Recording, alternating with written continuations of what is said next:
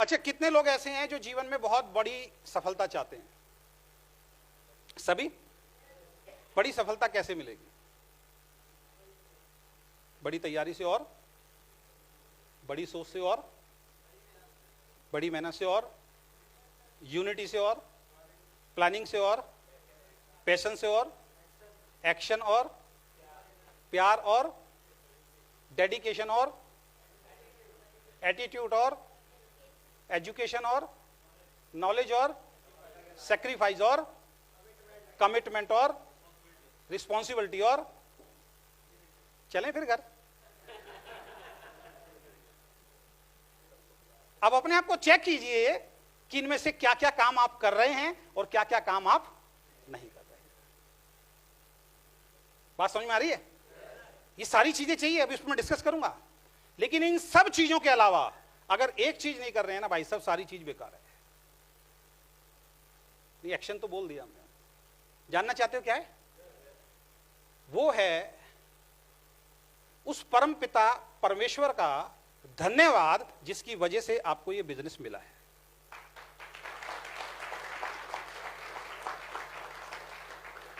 कुछ लोग ऐसे होते हैं जिनको जब प्रोडक्ट मिलता है ना, पहली ज्वाइनिंग होती है, वो भगवान के सामने, ईश्वर के सामने जाके रखते हैं कि मैंने एक बिजनेस को स्टार्ट किया है।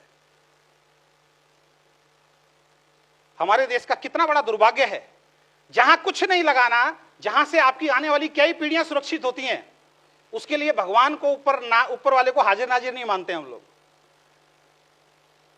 लेकिन एक पान का खोखा भी लगाते हैं, एक परचून की दुकान भी खोलते हैं जिसमें 2 लाख रुपए लगाया है, तो 50 रिश्तेदारों को बुलाते हैं, रिबन काटते हैं, भगवान की पूजा करते हैं, सब कुछ करते हैं।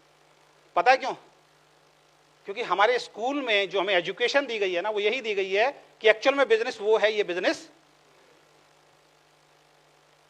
और जब तक ऊपर वाले को शामिल नहीं करोगे, जब तक ऊपर वाले को धन्यवाद नहीं दोगे, चाहे वो आप भगवान को मानते हो, चाहे आप गॉड को मानते हो, चाहे आप जीसस क्राइस्ट को मानते हो, या वाहेगुरु को मानते हो, XYZ किसी को भी मानते हो, किसी को भी शामिल, जिसको आप मानते हो उसको शामिल करना पड़ेगा। उसका धन्यवाद। 90% लोग जो जिंदगी में फेल होते हैं वो क्यों होते हैं? 90% लोग जो जिंदगी में फेल होते हैं, उनका फेलियर का सबसे बड़ा कारण है वो ये है कि जो भगवान ने उनको अच्छी चीजें दी है उसके बारे में कभी धन्यवाद नहीं करते, और जो चीज उनको नहीं मिली है या उनके पास नहीं है, उनके लिए सारी जिंदगी रोते रहते हैं। आप में से कुछ लोग इस बिजनेस में आए, किसी का 300 रुपए का चेक आया होगा, जैसे 300 का चेक आए तो ईश्वर को क्या बोलना है? Thank you. क्योंकि आज तक दुकान बदलने से किसी ने पैसा, लेकिन वो 300 का चेक आपके पास आया और आप कुड़ रहे हो, आप रो रहे हो, 300 ही आया। बहुत सारे ऐसे लोग हैं जिनका पहला 300 का भी नहीं आता, आपका 300 का आया, आपकी शुरुआत हुई। पहली सैलरी को हम घर में लाके मां बाप को देते हैं, भगवान के सामने रखते हैं, और यहां पे वो एक 300 का चेक आया, कुड़न महसूस हो रही है, अंदर जलन महसूस हो रही है, क्या 300 ही आया। भगवान कहता है यार मैंने इसकी शुरुआत की, ये क्या कर रहा है? एक उदाहरण देके कनेक्ट करता हूं। जब भी कोई दुकानदार, जब भी कोई बिजनेसमैन सुबेरे दुकान खोलता है, पहला ग्राहक जब आता है, वो 2 रुपए की माचिस भी लेता है, वो क्या करता है? क्यों? कि भगवान ये पहला ग्राहक आया, 2 रुपए का भी लाया, तो 200 का भी तू देगा, 2000 का भी तू देगा, और 2 लाख का भी। और आपको 300 का चेक आया, आप क्या कर रहे हो? आएगा। एक बस चलाने वाला भी, पहली टिकट आती है ना, पहली टिकट का जब पैसा आता है, जबकि सरकार को जाना है, उसके बावजूद भी उसको माथे से लगाता हो। एक भिखारी भीख मांगने वाला भी सुबह सुबह जब घर से निकलता है, पहली बार जो भीख मिलती है ना, तो ईश्वर से आशीर्वाद मांगता है, भगवान घर से निकलते ही भीख दे दिए, सुबह से शाम तक ऐसी देना। उस भिखारी को देखो 3000 इकट्ठे करके ले जाता है, और हम तो जिसकी थोड़ी सी भी शुरुआत हुई है ना, पहली बात तो जिसने सिर्फ बिजनेस ही ज्वाइन किया है ना अगर आपने, तो सबसे पहले ईश्वर को धन्यवाद दो कि ईश्वर तुम्हारा बहुत बहुत धन्यवाद कि तुमने मुझे इतना खूबसूरत बिजनेस।